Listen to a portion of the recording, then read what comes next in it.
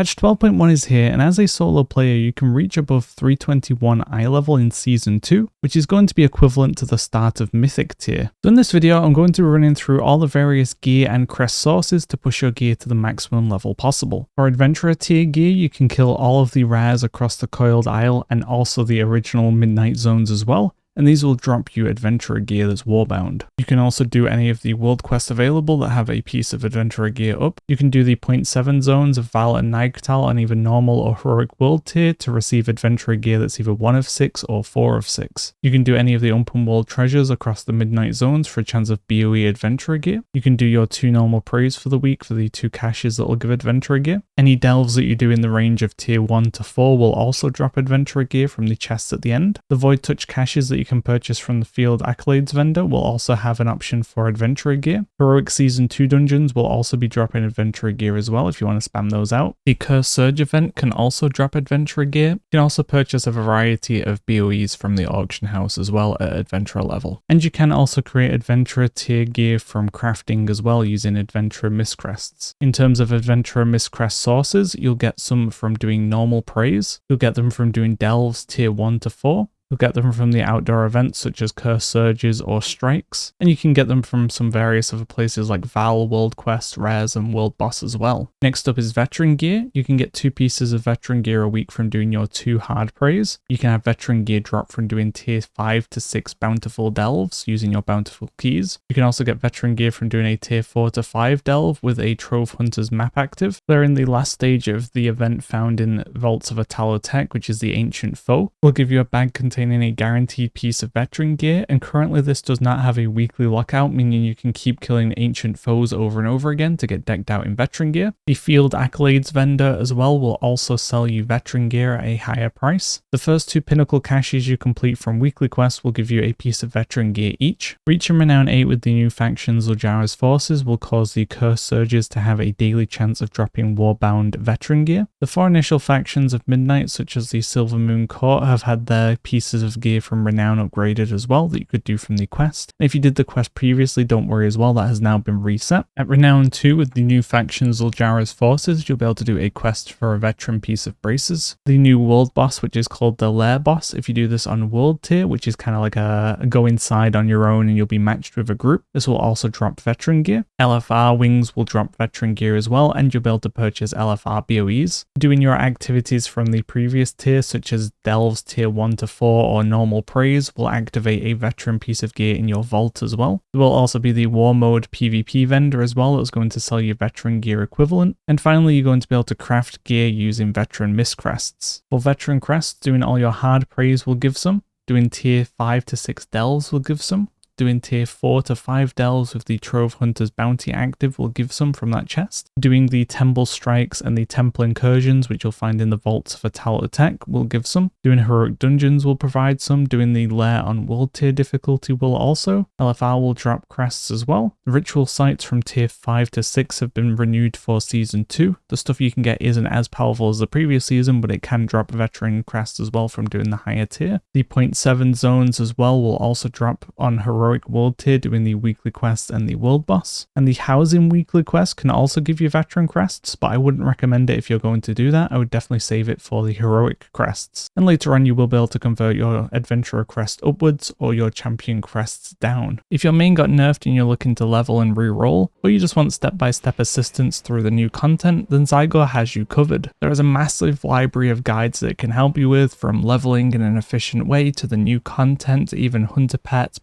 mounts, achievements, and more. It also comes with tons of quality of life features and is consistently being updated by the team. The Elite version does have a monthly or quarterly sub, but that'll give you full access to everything, all of the guides, even across all the different versions of the game as well. So it is a pretty powerful resource to have. If it seems interesting, check it out in the link in the description below. The next gear to talk about will be Champion Gear, and doing your 2 Nightmare Praise for the week will give a piece of Champion Gear. Also, reaching rank 4 on the Prey Hunter's Journey will allow bountiful delves of at least tier 6 and above to drop these afflicted souls, When you have one, you can use it on a nightmare prey, and it'll help you complete the prey faster, but not only that, it'll also give you a bonus piece of champion gear once per week. Tier 7 to 11 bountiful delves will give you a piece from the bountiful coffers, and tier 6 to 7 will give you one from the Trove Hunter's bounty map. You'll be able to make a piece of champion gear from the curse fragments, which you'll be able to obtain 2 of per week from the vaults of a Attack. There's going to be one from the weekly quest for you to do there,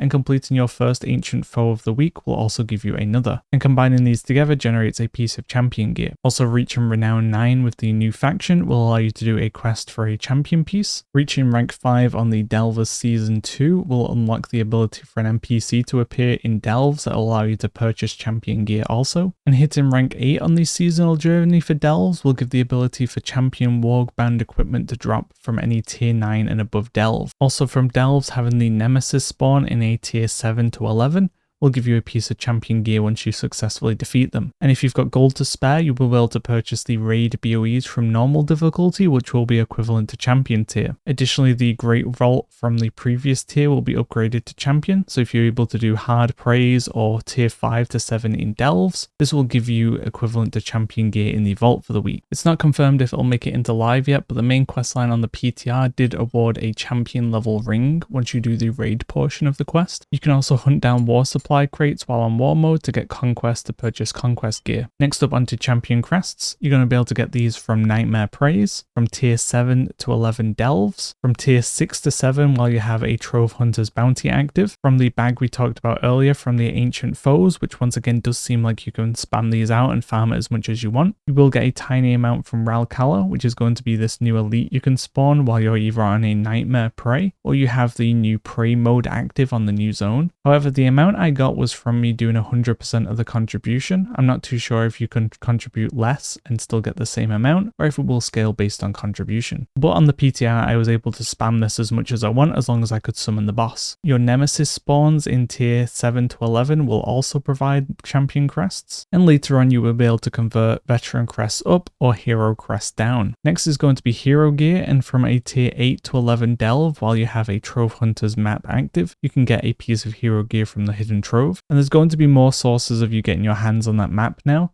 You can either do the weekly found in the vaults of a Tech, and if you've not gotten a map for the week, you'll gain it from that. Or doing the pre-weekly quest will also give you the flute to summon your nemesis during a delve, so it's up to you which approach you want to take to get your hands on the map for the week. Also, reaching rank 9 on the Delver Season 2 will allow you to get hero gear or a chance of hero gear from tier 11 bountiful coffers, or currency that you can spend at the vendor we talked about earlier that will allow you to purchase hero gear instead. And additionally, if you reach rank 9 on the Prey Hunter's journey, you'll have the Afflicted Soul upgraded to be a Tormented Soul, and that can now drop from any tier 6 and above bountiful delve. And these can be used while on a Nightmare Prey to speed up the progress and also give you a bonus piece of hero gear. And they won't be cheap, but you will also be able to pick up hero tier equivalent BOEs on the auction house once those start getting listed. From your vault, if you did high enough stuff, such as Nightmare Preys, tier 8 delves and above, then you will be able to get yourself a hero gear, or you can pick up the Void Core, which can also be used to acquire hero gear as well, as long as you've done that higher tier of world content. And finally, you'll be able to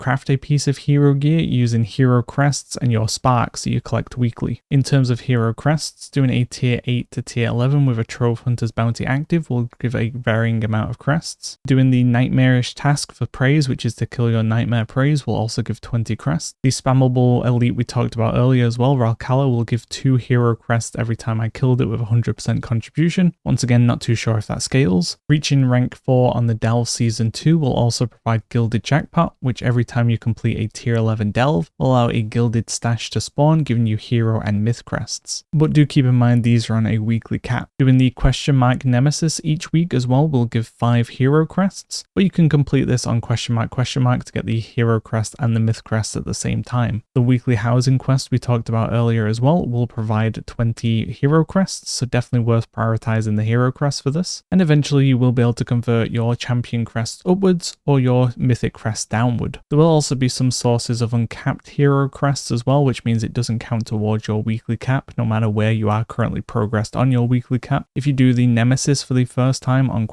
difficulty, you will get 30, or if you do ? you'll get the 30 from ?